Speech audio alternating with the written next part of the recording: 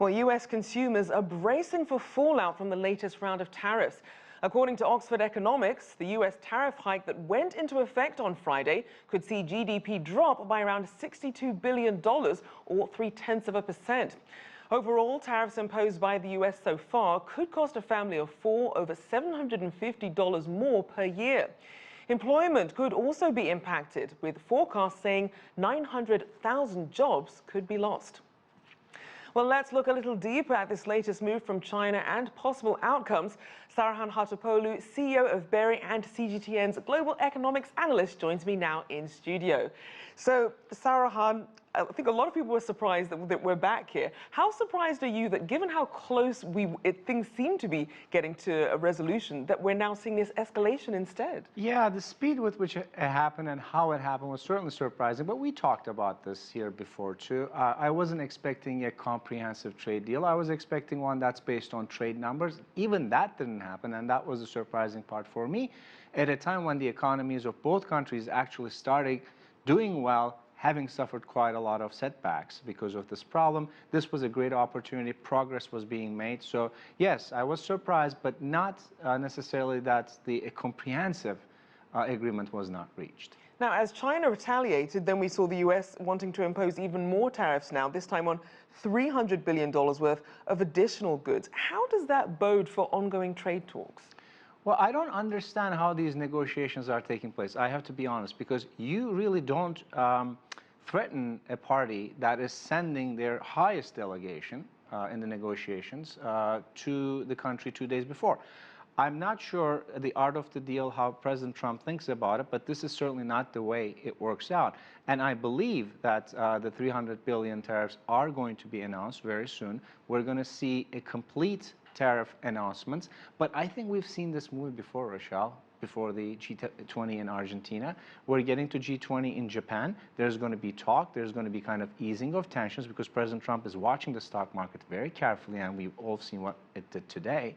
So there's going to be, again, that moment when the two leaders are going to meet up, and there's going to be some hope, and eventually, I said it before, I'll say it again, an agreement is going to be signed. It's going to be based on numbers mostly, but an agreement will be signed before the campaign starts in this country for re-election. So you're expecting something perhaps positive then when President Xi and President Trump meet for the G20? Absolutely, because that's President Trump's style too. But it is also, when you're right before a re-election cycle starts, if the economy takes a hit and the 300 billion, forget about it, 200 billion, 25% tariffs on that will hit the U.S. customers. That is an absolute clarity, and I don't know anybody in the White House not realizing that, including President Trump, but he took a gamble. He likes to do these things, but when he meets with the highest person leading any country, we've seen it in North Korea case too, things show some kind of a change, and from there, another, I guess, moment of hope is going to be built. Now, a lot of people are wondering, what exactly is all this extra tariff money going to be used for? And we saw that Donald Trump actually listed just how his administration plans to use that. Let's take a listen. Out of the billions of dollars that we're taking in, a small portion of that will be going to our farmers, because China will be retaliating probably to a certain extent against our farmers. We're going to take the highest year, the biggest purchase that China has ever made with our farmers, which is about $15 billion, and do something reciprocal to our farmers so our farmers can do well. And obviously, farmers in the heartland are a key voting base for President Trump. But is it as simple as that when it comes to helping these farmers? It's not. And I'll give you a couple of numbers. Let's dissect this. In 2017, the U.S. donated about 1.8 million tons of agricultural products to what President Trump calls starving countries. Now, if you look at the surplus of the soybeans, it's forecast to be at 26 million tons. So how are we going to take this in this country and send it to other countries when there's actually a U.S. federal law that says, look, when you send this much amount to any country, you have to make sure that it's going to be stored properly so that it doesn't get rotten.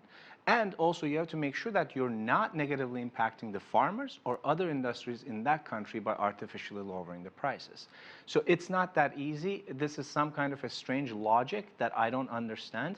And by the way, last thing I want to say, American business and consumers are paying for this.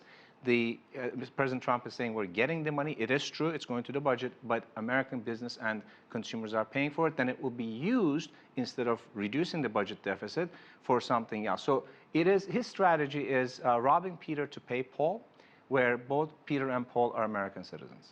And the thing is that both the public and some of these companies will have a chance to voice their concerns. The USTR has set a public hearing date of June 17th and the public comment period until June 24th. So at least no additional tariffs can be imposed until after that. But given what we've seen so far with a lot of these public hearings, do they tend to be fruitful in the end?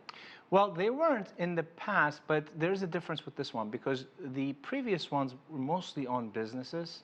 And this one is going to hit the consumers directly, and some big companies are going to be affected by it.